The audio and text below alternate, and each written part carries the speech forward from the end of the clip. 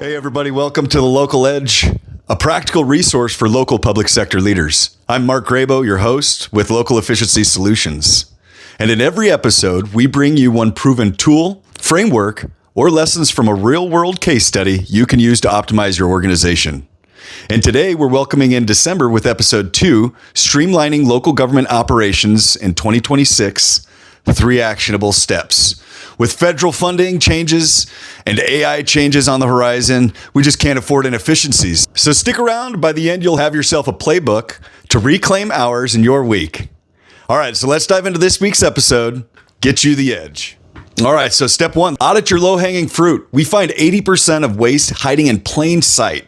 Picture this, large-sized city I was working with, they were burning in one department alone $20,000 a year on superfluous processes, just that one department. They didn't even know because they weren't mapping it. No one had tried to map it. So how do you do it? Start simple. Block a couple hours a week for a process walkthrough. Grab your team or just grab a notepad and do it yourself. And list every single recurring task that you've got. And ask yourself, is it automated or is it outsourced? Or is this some task from 2019, some zombie process? Use a tool like our free Google template that you can get on localefficiency.com to help map it for you. For projects I've done, this alone can save 15 to 20% in ops times. Here's a pro tip. Start with your big impact items. Focus on procurement first. That's where bottlenecks lurk. A quick example, in that city I mentioned, we were able to slash processing time from 2 weeks to 4 business days by documenting and streamlining this one business activity in this one department. Boom, instant ROI. You see it there behind me. We're going to head to the computer and I'll do a quick demo of this tool I made for your quick low-hanging fruit audits. All right, so here we are going over this tool I created for step 1 in your quick operations efficiency audits. This is on Google Sheets. You can find this on my website. This is just a quick and dirty, low-hanging fruit audit that you can do where I've got some formulas already built in. So I'm going to describe this. If you set this up yourself, create a column A of your sections you want to review. That's going to be everything from technology, data, vendors, processes. And then in your B column, create your task and processes. Those are the things that are correlating to those column A sections. So in technology, we're going to look at, in this example, duplicate software licenses or forgotten subscriptions. For data, we're going to look at manual data entry that could be automated. And then create a column C and a column D, C of effort 1 through 5, with 5 being super easy to fix. And then impact 1 through 5, 5 being huge savings, that's column D. And then in column E, create an estimated annual savings. And then you've got a priority score, that's column F, and then any notes you want to have. Down here at the bottom, I've got prioritized actions 1, 2, and 3.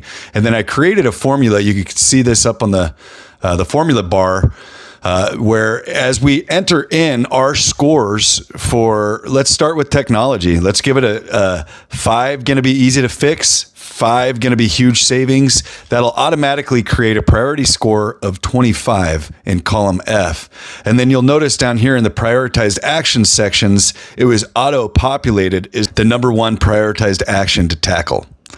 So we'll just go through these. I'll do a few examples and you'll just see here in the prioritized actions, duplicate software licenses is the top, zombie processes, and vendor procurement delays. Again, this is kind of inverse correlation where if it's getting the highest priority score, then that's going to be the top of the list. That means it's the easiest thing you can tackle, the lowest hanging fruit you can tackle today.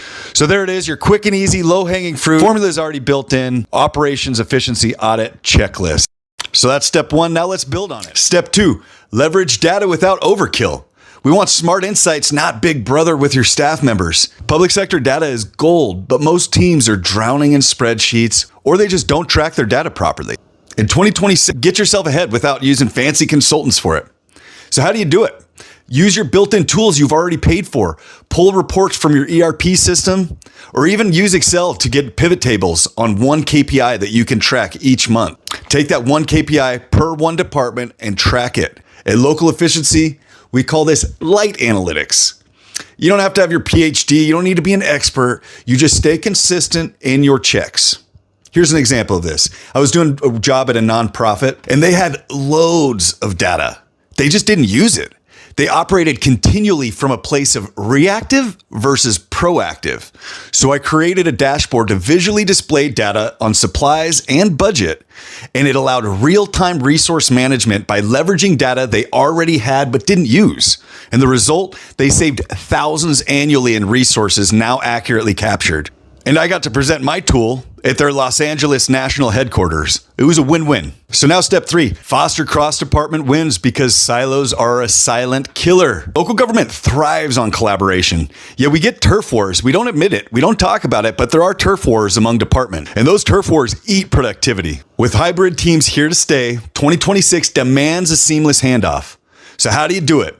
Implement efficiency huddle, 15-minute weekly stand-ups across departments, rotating leads, focus on one shared goal like negotiations for vendors. Track your wins in a shared document.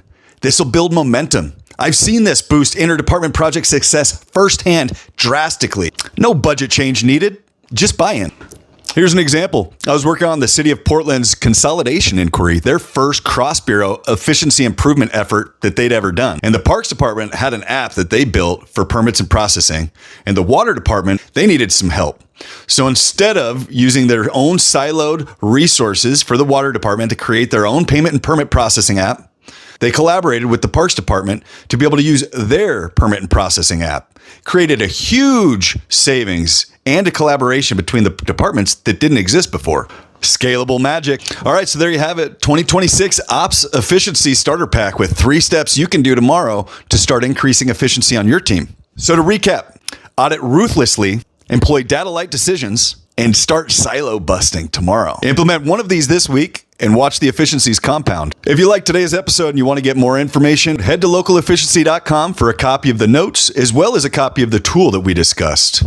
Got a local government headache? Shoot me an email, mark@localefficiency.com, or book a free audit. I've got the link here in the description. Thanks for tuning in to this week's episode of The Local Edge. If you found this helpful, please feel free to drop a comment, a like, forward it, share it with another colleague who's doing efficiency at the local level. Until next time, go forth and do good things.